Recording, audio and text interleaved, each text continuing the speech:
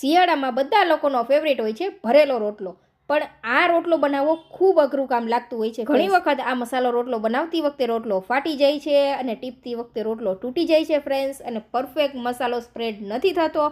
તો આજના વિડીયોમાં આપણે એક એવી ટ્રીકથી રોટલો તૈયાર કરીશું ને ફ્રેન્ડ્સ કે રોટલામાં ખૂણે ખૂણા સુધી સરસ સ્ટફિંગ લાગેલું હશે અને એકદમ ફૂલીને દડા જેવો થશે. અને તમને રોટલો ટીપતા નથી આવડતો ફ્રેન્ડ્સ, તો આજના વિડીયોમાં હું તમને એક સિક્રેટ રીત બતાવવાની છું. તે રીતથી ફ્રેન્ડ્સ તમારાથી પહેલી વારમાં જ પરફેક્ટ રોટલો બનશે.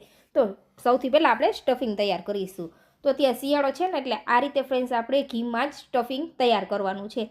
તો હવે લઈ લેશું આપણે 2 થી 3 ચમચી જેટલું ઘી. જેટલું ઘી હશે ને એટલો સરસ ફ્લેવરફુલ રોટલો બનીને તૈયાર થશે. તો હવે ઘીની અંદર આપણે 1 ચમચી ક્રશ કરેલું લસણ લઈ લેશું અને લસણને આપણે સારી રીતે સાતળવાનું છે. અત્યારે શિયાળામાં બધા જ લીલા શાકભાજી ભરપૂર માત્રામાં મળે છે ફ્રેન્ડ્સ.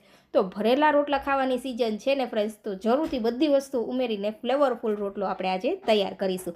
તો લસણને હલકું 1 મિનિટ માટે સાતળી લેશું. પછી આપણે તેની અંદર ઉમેરી દઈશું ડુંગળીનો સફેદ પાટ. જે લીલી ડુંગળી આવે છે તેનો આપણે સફેદ પાટ ઉમેરી દઈશું અને આ સફેદ પાટને પણ આપણે સાતળી લેવાનો છે. ભરેલો રોટલો બનાવતી વખતે ફ્રેન્ડ્સ એક વાતનું ધ્યાન રાખવાનું હોય છે, જો શાકભાજીનું પાણી છૂટશે ને તો રોટલો પરફેક્ટ નહીં થાય, એટલે સાતળવા શાકભાજીને ખૂબ જરૂરી છે.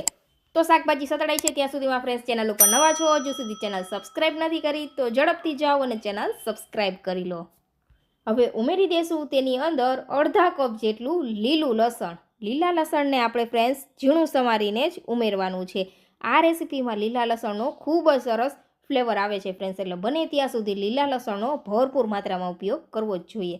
હવે લસણને પણ આપણે સારી રીતે સાતળવાનું છે ફ્રેન્ડ્સ. અહીંયા ધ્યાન રાખવાનું કે જરા પણ શાકભાજી કાચા ન રહેવા જોઈએ.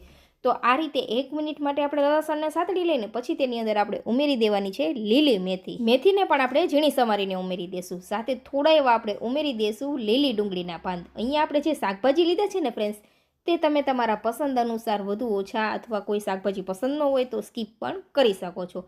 હવે થોડું એવું જ નમક ઉમેરવાનું છે, વધુ નમક નથી ઉમેરવાનું. જો નમક વધુ માત્રામાં થઈ જશે ને ફ્રેન્ડ્સ તો પણ આ શાકભાજી છે તે પાણી છોડવા લાગશે, એટલે થોડું એવું જ નમક ઉમેરવાનું છે, વધુ પડતું નહીં. સાથે હળદર પાવડર ઉમેરી દેશું અને થોડી એવી હિંગ ઉમેરી દેશું. હવે આ શાકભાજીનું પાણી બળી ન જાય ને ફ્રેન્ડ્સ ત્યાં સુધી આપણે વેજીટેબલને કૂક કરવાના છે. લગભગ 5 મિનિટ જેટલો સમય લાગશે. 5 મિનિટ માટે આપણે સારી રીતે તેને આ રીતે ઘીમાં સાતળવાના જ છે, જેથી આપણા શાકભાજી જરા પણ કાચા ન લાગે અને શાકભાજીની અંદર આપણે જે નમક ઉમેરેલું છે તેનું પાણી અલગ થયેલું છે તે પણ સારી રીતે સેટ થઈ જાય. તો મસાલો સારી રીતે સતળાઈ જાય ને ફ્રેન્ડ્સ પછી આપણે ઉમેરી દઈશું લીલા ધાણા. જી હા ફ્રેન્ડ્સ, લીલા ધાણા પણ આપણે ભરપૂર માત્રામાં ઉમેરીશું, જેથી ભરેલો રોટલો છે તે ખૂબ જ સરસ ટેસ્ટી ફ્લેવરફુલ બનીને તૈયાર થાય. તો હવે મસાલો બનીને તૈયાર છે. તો મસાલાને આપણે થોડી વાર માટે ઠંડો કરી લેશું. તો આ રીતે તેને એક પ્લેટમાં કાઢી લેશું અને મસાલાને સારી રીતે પહેલાં આપણે ઠંડો કરી લેવાનો છે. ગરમમાં ફ્રેન્ડ્સ ક્યારે રોટલો નહીં વણવાનો, નહીંતર મસાલો શું થશે, લોટ સાથે ચીપકી જશે. તો અહીંયા આપણે લીધો છે બાજરાનો લોટ, જે આપણે અહીંયા 1.5 કપ જેટલો લીધેલો છે. રોટલાની અંદર સ્વાદ અનુસાર આપણે નમક ઉમેરી દેવાનું છે અને અહીંયા નવશેકું હુંફાળું પાણી લેવાનું છે ફ્રેન્ડ્સ. નવશેકું પાણી લેશો ને તેને લીધે શું થશે, લોટ છે તે સરસ એવો સ્મૂથ બંધાઈને તૈયાર થશે. પાણી એકી સાથે નહીં ઉમેરવાનું ફ્રેન્ડ્સ, આ રીતે જરૂર લાગે એટલું પાણી ઉમેરતા જવાનું અને લોટ બાંધવાનો છે. તમે ફ્રેન્ડ્સ ઘણીવાર સાંભળ્યું હશે દાદી નાની પાસેથી કે 7 પાણીનો રોટલો. તો બાજરાના લોટને આપણે 7 વાર પાણી ઉમેરતા જઈને બાંધતા હોઈએ છીએ ફ્રેન્ડ્સ, એકી સાથે નહીં બાંધવાનું. એટલે આપણા દાદી નાની કહેતા હતા કે 7 પાણીનો રોટલો. રોટલીમાં આપણે ઘણી વખત જોઈએ કે 1 થી 2 વાર પાણી નાખીને આપણે લોટ બાંધી લઈએ, એમ નહીં કરવાનું ફ્રેન્ડ્સ. અહીંયા આપણે લોટને મસળતા જવાનો અને જરૂર લાગે એટલું પાણી ઉમેરતા જવાનો. અને લોટ ફ્રેન્ડ્સ ફ્રેશ હોય ને એવો જ લેવાનો. જો 4 થી 5 દિવસ જૂનો લોટ લેશો ને તો લોટ ઘણી વખત કડવો થઈ જતો હોય છે. તો ફ્રેન્ડ્સ ફ્રેશ લોટ હોય ને એનો જ ઉપયોગ કરવાનો છે. અને આટલા માપથી તમે 2 મીડિયમ સાઇઝના રોટલા તૈયાર કરી શકશો. રોટલો આપણો અત્યારે ભરેલો છે ને ફ્રેન્ડ્સ, એટલે તેની થિકનેસ થોડી આપણે જાડી જ રાખવાની છે. તો આ રીતે લોટને એકદમ સ્મૂથ કરી લેવાનો છે, બહુ ઢીલો નહીં કે બહુ કઠણ નહીં. જો બહુ કઠણ હશે તો પરફેક્ટ રોટલો નહીં થાય અને ઢીલો હશે તો પણ રોટલો તમે સારી રીતે નહીં વણી શકો.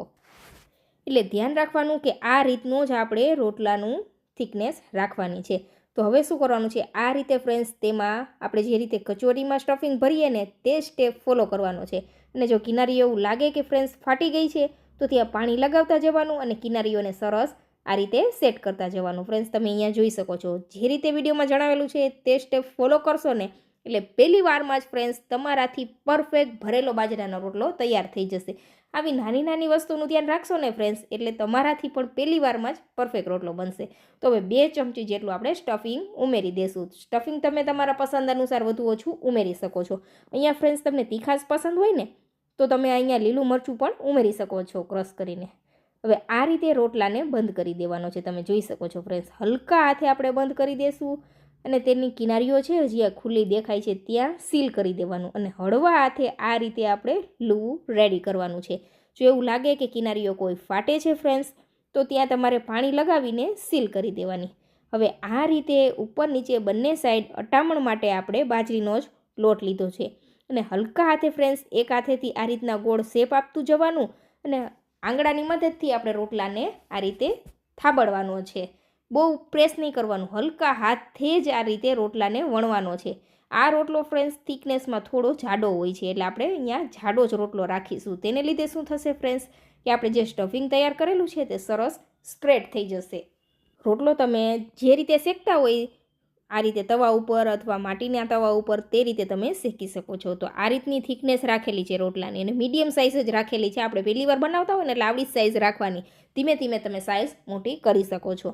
તો રોટલાને આપણે આ રીતે તવા ઉપર ઉમેરી દઈને પછી ઉપરની સાઈડ થોડું એવું પાણી લગાવી દેવાનું છે. કારણ કે આપણે ફ્રેન્ડ્સ અટામણ માટે જે લોટ લીધેલો હતો તેને લીધે આપણા રોટલાની અંદર તિરાડ ન પડે અને રોટલો ફાટી ન જાય તે વાતનું ધ્યાન રાખવાનું છે. આ રીતે હલકી ડિઝાઇન પડી જાય ને ફ્રેન્ડ્સ પછી રોટલાને પલટાવી દેવાનું છે અને ઉલટ પુલટ કરીને મીડિયમ ફ્લેમ ઉપર રોટલો જ્યાં સુધી ક્રિસ્પી ન થાય ને ત્યાં સુધી આપણે તેને શેકી લેવાનો છે.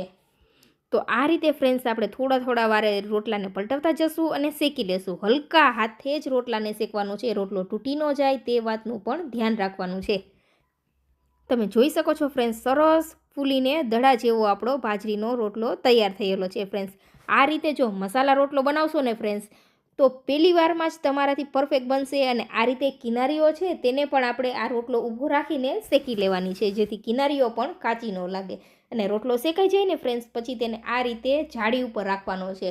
કારણ કે વરાળને હિસાબે રોટલો છે તે એકબીજા સાથે ચીપકી જતા હોય છે અને વરાળ ભેગી થઈ જાય તેને લીધે રોટલો ચીકણો થઈ જાય છે. તો રોટલા તૈયાર થઈ જાય ને ફ્રેન્ડ્સ પછી તમારે આ રીતે તેને છૂટા છૂટા રાખી દેવાના છે. તો અહીંયા ફ્રેન્ડ્સ આપણા રોટલા બનીને તૈયાર છે. તમે જોઈ શકો છો આપણે રોટલો નાનો પણ બનાવેલો છે અને મોટો પણ બનાવેલો છે. શરૂઆતમાં ફ્રેન્ડ્સ નાના રોટલાથી જ ટ્રાય કરવાની એટલે પહેલી વારમાં જ પરફેક્ટ થશે. એકાદી વાર બગડશે ફ્રેન્ડ્સ પણ તમે ધીમે ધીમે ટ્રાય કરશો ને એટલે તમને પણ પરફેક્ટ રોટલા આવડી જશે. તમને અહીંયા ટીપતા નથી આવડતું ને તો ટીપ્યા વગર પણ ફ્રેન્ડ્સ તમે સરસ એવો ભરેલો રોટલો તૈયાર કરી શકો છો. તમે અહીંયા જોઈ શકો છો ફ્રેન્ડ્સ કેટલા સરસ એવા આપણા રોટલા બનીને તૈયાર થયા છે. તો આ ટ્રીકથી ફ્રેન્ડ્સ તમે પણ આ વિન્ટર સિઝનમાં જરૂરથી ટ્રાય કરજો મસાલા રોટલો અને આ રોટલાને ફ્રેન્ડ્સ તમે કોઈ પણ સબ્જી સાથે સર્વ કરી શકો છો. ખૂબ જ સરસ ટેસ્ટી લાગે છે અને કાંઈ જ નથી બનાવવું તો લસણની ચટણી સાથે પણ જોરદાર લાગે છે. એકવાર જરૂરથી ટ્રાય કરજો.